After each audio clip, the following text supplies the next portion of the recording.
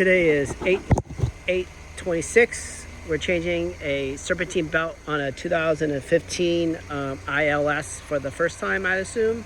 It has about 107,000 miles. And I'm assuming this is the belt that lasts for 107,000 miles. This is the belt that came in from O'Reilly's. Murray, about $45. Serpentine belt, Banda Serpentina. That's the Banda, good brand.